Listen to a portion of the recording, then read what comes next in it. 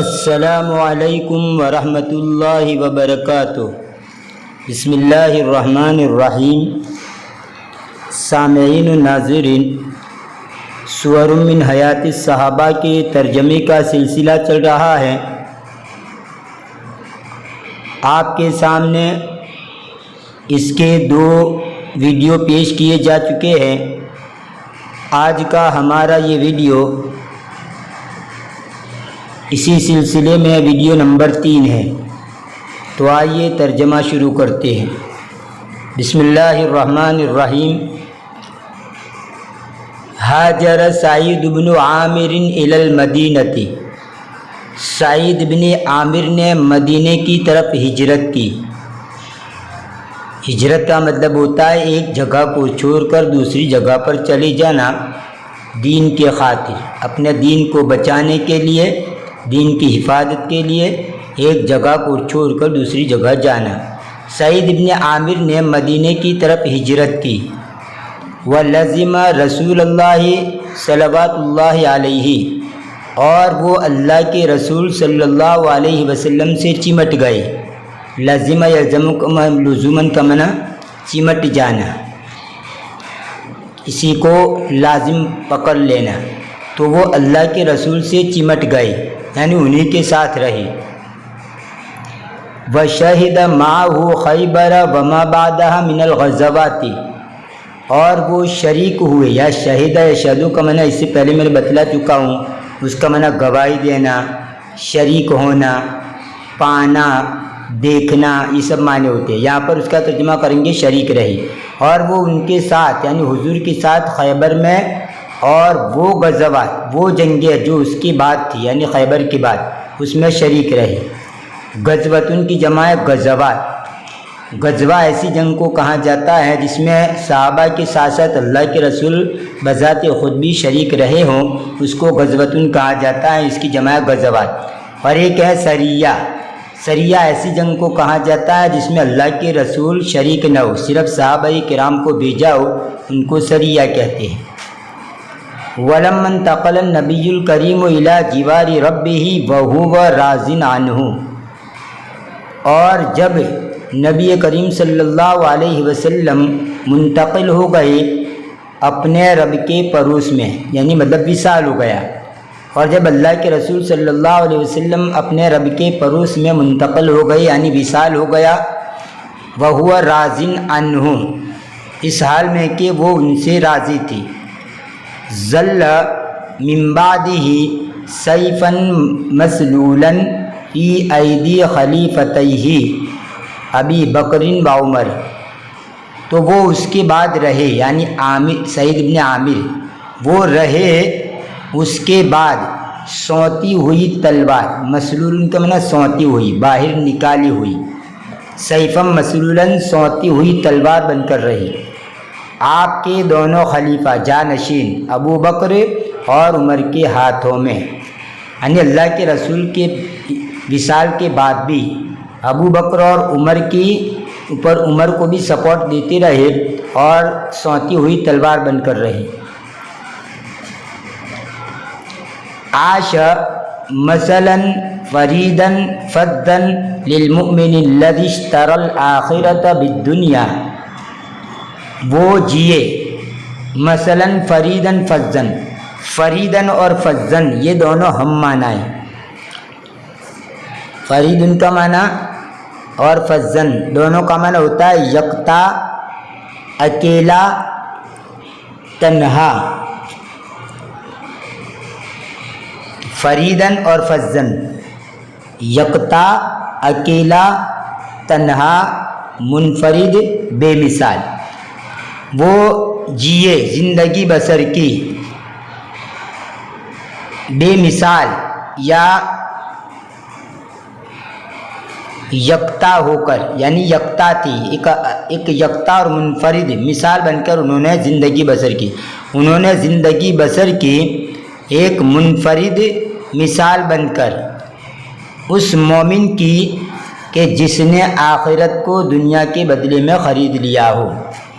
وآثر مرضات اللہ وثوابہ علی سائر رغبات النفس و شہوات الجسد، اور اس نے ترجیح دی، آثر یسر کو میں نے ترجیح دینا، اور انہوں نے ترجیح دی اللہ کی رضامندی اور اس کے ثواب کو نفس کی تمام رغبات پر اور بدن کی تمام شہوات پر، یعنی اپنے نفس کی جو خواہشیں ہیں، اپنی نفس کی جو اچھا خواہشات ہے، تو نفس کی تمام خواہشات اور بدن کی تمام خواہشات پر اللہ کی رضامندی اور اس کے ثواب کو ترجیح دی۔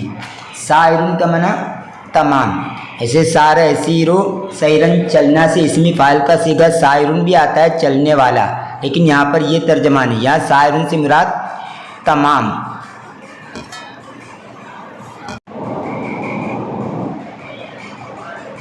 وکان خلیفۃ رسول اللہ صلی اللہ علیہ وسلم یعرفان لسعید بن عامر صدقہ و تقواہ، اور اللہ کے رسول کے دونوں جانشین یعنی ابو بکر و عمر، یہ خلیفتان تھا لیکن یہاں پر مضاف بن رہا ہے اس لیے اس نون کو گرا دیا اور خلیفتہ کر دیا، اور اللہ کے رسول کے دونوں جانشین جانتے تھے سعید بن عامر کے لیے اس کی سچائی کو اور اس کے تقوی کو، یعنی سعید بن عامر جمحی کا جو تقوی تھا اور جو ان کی سچائی تھی وہ یہ دونوں جانشین جانتے تھے۔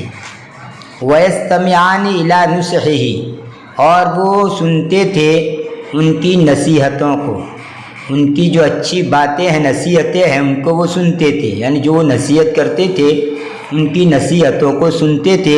وَيُصِيحَانِ إِلَىٰ قَوْلِهِ، اور ان کے قول کو بھی سنتے تھے۔ اساخ یوسیخ اساختن باب افعال سے، اس کا معنی ہوتا ہے کان لگانا،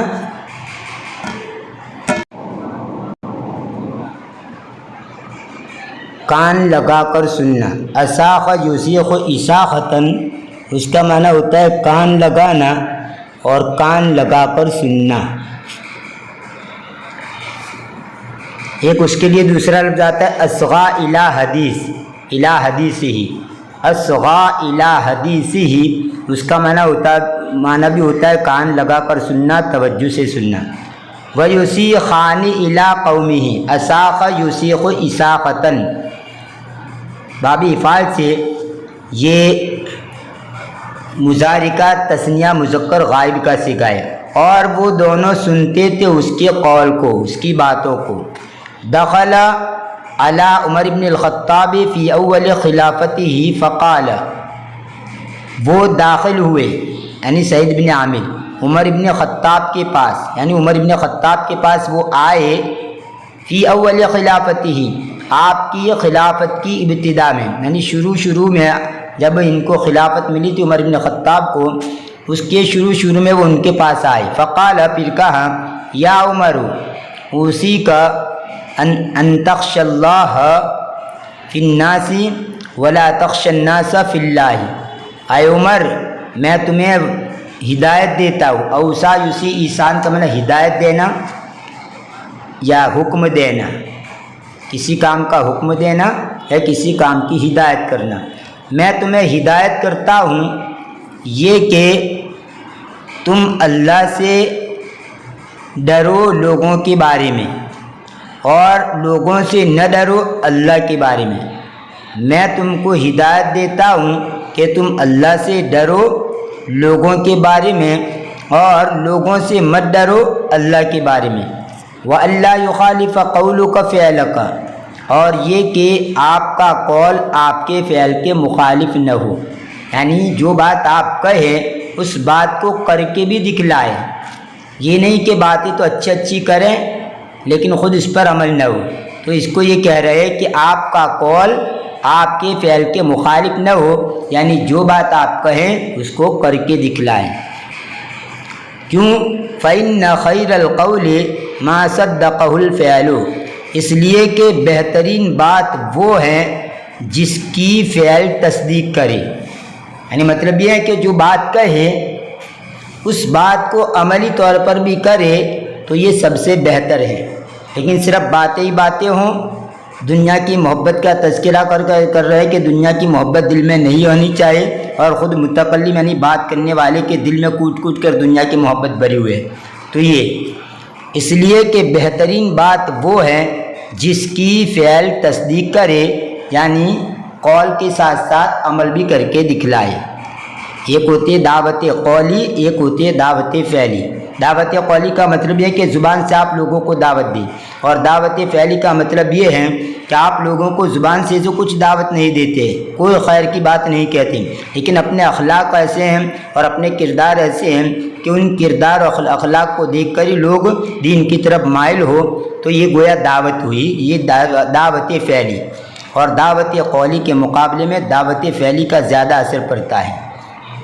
یا عمر، اے عمر، اقم وجہک لمن ولاک اللہ امرہ من بعید المسلمین وقریبہم۔ اے عمر، اقم وجہک کا مطلب متوجہ ہو جائیے، اپنے چہرے کو متوجہ کیا یعنی ہمیشہ خیال رکھیے۔ آپ اپنے چہرے کو متوجہ کیجیے یعنی ہمیشہ نظر رکھیے، آپ ہمیشہ نظر رکھیے ان لوگوں کے لیے کہ جن کے معاملے کا اللہ نے آپ کو والی بنایا ہے۔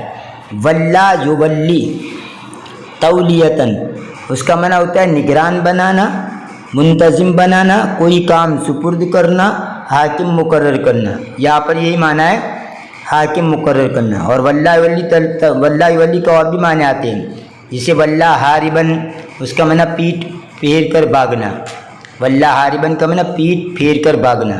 خیر، تو یہاں پر حاکم مقرر کرنا ترجمہ کریں گے۔ اور آپ توجہ رکھیے یا آپ ہمیشہ نظر رکھیے ان لوگوں کے لیے جن کے معاملے کا اللہ نے آپ کو حاکم مقرر کیا۔ اب وہ کون لوگ؟ من بعید المسلمین و قریبہم، یعنی دور کے مسلمان اور قریب کے مسلمان۔ یہ من کا گویا بیان ہے کہ جو مسلمان دور رہنے والے ہو یا قریب میں رہنے والے ہو، ہر ایک کی طرف نظر رکھیے۔ وَأَحِبَّ لَهُمْ مَا تُحِبُّ لِنَفْسِكَ وَأَهْلِ بَيْتِكَ، اور آپ پسند کیجئے ان کے لیے وہ چیز جو آپ پسند کرتے ہیں اپنے لیے اور اپنے گھر والوں کے لیے۔ وَاكْرَهْ لَهُمْ مَا تَكْرَهُ لِنَفْسِكَ وَأَهْلِ بَيْتِكَ،